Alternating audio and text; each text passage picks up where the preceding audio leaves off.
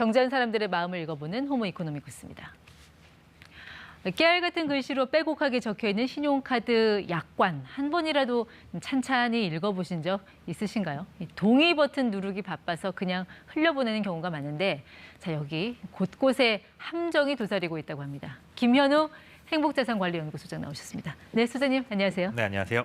오늘도 함정 찾는 거예요? 보물찾기 이런 거 하면 안 됩니까? 보물을 찾아내리면 참 좋겠는데 사실상 우리 일상생활에서 보물을 찾기는 그렇게 쉽지가 않고요. 보물 찾는 것보다 어떻게 보면 함정 피하는 게 손해를 좀 막는, 그래서 실질적으로 돈을 벌 수 있는 방법이 아닐까 싶은데 우리가 일상생활에서 가장 많이 쓰는 게 사실은 뭐 신용카드 이런 것들이잖아요. 그래서 네. 신용카드를 쓰시면서 쉽게 빠질 수 있는 함정, 요거 피해 가시는 방법들 알려드리도록 하겠습니다. 가장 위험한 함정 먼저 볼까요? 네, 가장 위험한 함정, 그러니까 널리 알려져 있는 제도고 시스템이긴 한데 이 리볼빙 이런 것도 이제 많이 쓰실 거예요. 네. 정식 명칭으로 하자면 일부 결제 금액 2월 약정 서비스라고 하는 이 리볼빙의 함정이 있습니다. 그러니까 이달 결제해야 될 카드값 일부를 다음 달로 넘겨서 하는 거? 네, 그렇습니다. 네. 이번 달 4월에 갚아야 될 카드값이 뭐 100만 원이 나왔는데 내 통장 잔고는 80만 원밖에 없다. 네. 그러면 이 연체가 될 수 있잖아요. 그런데 그 연체를 시키지 않고 갚아야 될 부족한 20만 원을 다음 달로 2월 시켜서 5월 카드값에 포함해서 내가 결제하겠다 하는 게 바로 이 리볼빙이라는 서비스입니다. 그러니까 당장 현금 부족한 사람 입장에서는 이렇게 2월을 시켜주면 네. 급한 불 끌 수 있어서 좋을 것 같은데 이거 그런 의미에서는 필요한 서비스 아닌가요? 그렇죠. 누군가에게는 필요한 서비스이기 때문에 남아있는 것이기도 한데요. 이 서비스가 필요하지 않은 분들이 이용한다거나 아니면 필요하더라도 이용할 때 너무 많은 비용이 들어갑니다. 네. 그러니까 이게 공짜 서비스라고 한다면 해볼만 한데 문제는 여기에도 우리가 보통 이자라고 부르지만 수수료가 붙거든요. 네. 그 수수료율이 뭐 카드사마다 굉장히 천차만별이긴 한데 화면에서는 뭐 4%대에서 5%, 뭐 적게 뭐 많게는 6%에서 시작을 하고 네. 최대가 19.9%라고 나와 있는데 실질적으로 봤더니 모든 카드사들의 지금 현재 평균 이 리볼빙 수수료율이 약 16.5% 정도 됩니다. 그러니까 16.5% 정도 되면 웬만한 신용대출 이자보다도 높은 거죠. 네. 그러니까 사실상 그렇게 신용대출을 받아서 물건을 구매하는 것보다 고비용이 발생을 하는데 말씀해 주신 대로 급한 불을 끄는 대가가 조금 크지 않나 그렇게 생각이 됩니다. 그러니까 눈 굴러가듯이 이 할부 수수료 놔뒀다간 자칫 눈사태 맞을 수 있다. 그 그렇습니다. 말씀이신 것 같아요. 네. 이 리볼빙 서비스는 제가 따로 신청을 해야지 되는 거죠? 이게 뭐 자동으로 저도 모르게 뭐 가입되거나 그런 경우는 없는 거죠? 네, 원칙적으로 하면은 개인이 신청을 하는 게 맞는데요. 아마 리볼빙 서비스 이용하신 분들 중에 나 이거 따로 신청한 기억이 없는데 하시는 분들 대부분이실 거예요. 왜냐하면 처음에 카드를 만들 당시에 이제 상담원 분들이 전화를 하면 이런 리볼빙 서비스가 있다는 걸 안내를 해주시면서 이 서비스를 신청하시는데 동의하시죠? 라고 네라는 대답을 유도합니다. 네. 저도 한번 그런 적이 있었거든요.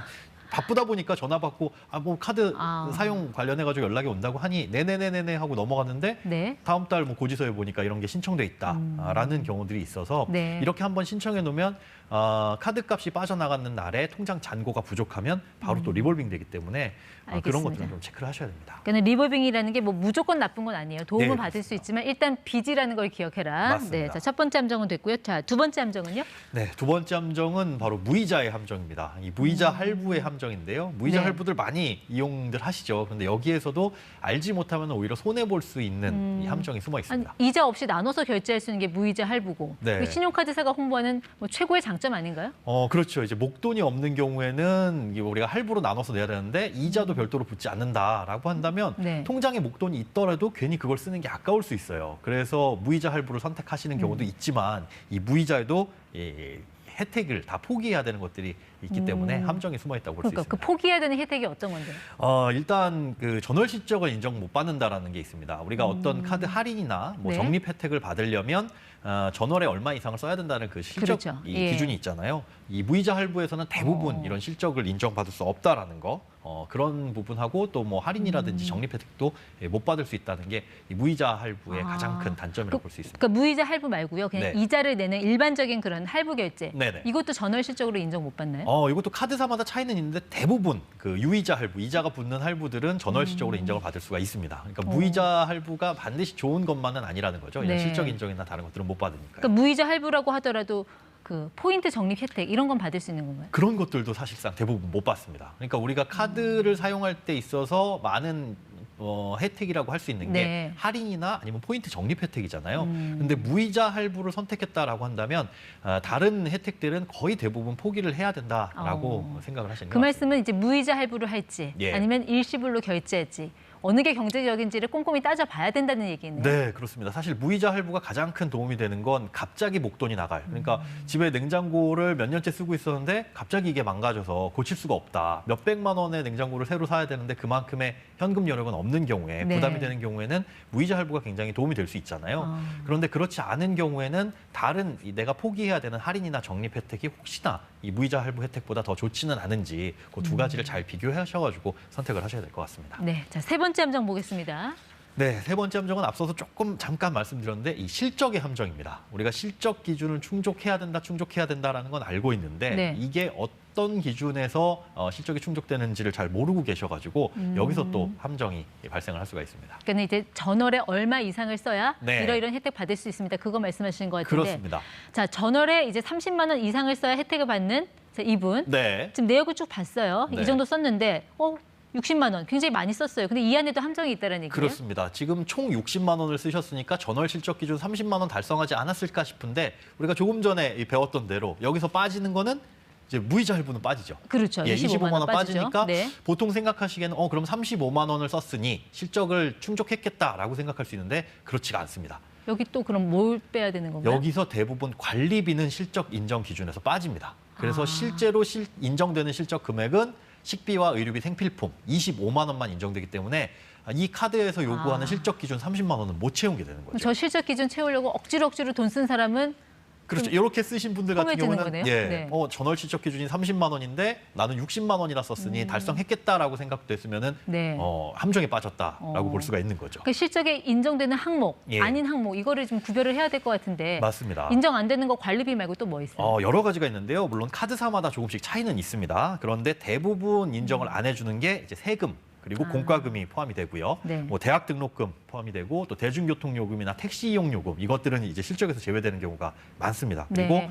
뭐 우리가 상품권을 구매한다든가 이런 것들 요즘에 휴대폰으로 이 카드로 해서 바로 구매할 수 있잖아요. 네. 이런 것들이라든지 선불 카드를 충전하는 것들은 다 실적 인정 금액에서 제외가 됩니다. 근데 그게 또 이제 카드사별로 좀 다르죠? 네, 카드사별로도 다르고 심지어 같은 카드사라고 하더라도 어떤 카드냐에 따라서 조금씩 다를 수 있으니까 이거 예. 확인을 해보셔야 됩니다. 근데 사실 요즘 뭐 카드 한 장 갖고 다니는 사람 별로 없는데 그렇죠. 그 많은 카드에 해당되는 이런 실적 인정 항목도 이거 다 일일이 어떻게 확인합니까? 이걸 일일이 한눈에 보여주는 서비스가 있으면 좋겠지만 현재로서는 사실 그런 부분은 거의 어렵다고 볼 수가 있습니다. 네. 좀 전에 말씀드린 대로 같은 카드사라고 하더라도 그 카드별로 또 실적 인정이 다를 수가 있거든요. 네. 그래서 지금 확인할 수 있는 방법은 내가 쓰고 있는 카드사에 들어가서 내 카드가 어떤 부분에서 실적이 인정되고 안 되고 이거 개별적으로 좀 확인을 해보셔야 되고 네. 그다음에 저렇게 자동이체가 되는 것들은 실적이 인정되는 것과 안 되는 것을 한번 구분해 놓고 요건 네. 요만큼 이상을 써야 된다라는 건 대략적으로는 기억을 해두시는 게 좋을 것 같습니다. 보통 이제 신용카드 발급 첫 달은 네. 전월 실적이라는 게 있을 수가 없잖아요. 그렇죠. 그럴 때는 그럼 뭐 받는 혜택도 없는 겁니까? 그렇지는 않습니다. 대부분 카드사가 첫 달하고 뭐 둘째 달 정도까지는 이 실적이 없더라도 그 혜택은 유지를 해주는 경우들이 네. 많이 있어요. 그래서 요즘에는 또 카드 사용을 많이 유도하기 위해서 이 정도 금액을 쓰면은 얼마만큼은 카드 포인트로 돌려주겠다. 라는 이제 카드사 마케팅을 하는 경우가 많이 있습니다. 그렇기 요즘 때문에 말하는 그 풍차 돌리기 그거. 네, 그렇습니다. 풍차 돌리기라고 해가지고 카드를 여러 가지 만들어서 요 카드 쓰고 저 카드 쓰고 하는 경우들이 많이 있거든요. 그러니까 최근에 같은 경우에 보면 과거에는 이제 보통 우리가 카드를 가입하는 경로, 카드를 새로 만드는 경로가 그 카드 모집인들을 통해 가지고 대면으로 오프라인을 통해서 만드는 경우들 많이 있었을 거예요. 네. 뭐 회사 사무실에도 누가 찾아온다거나 이런 식으로 카드를 발급받는 경우가 많이 있었는데. 예.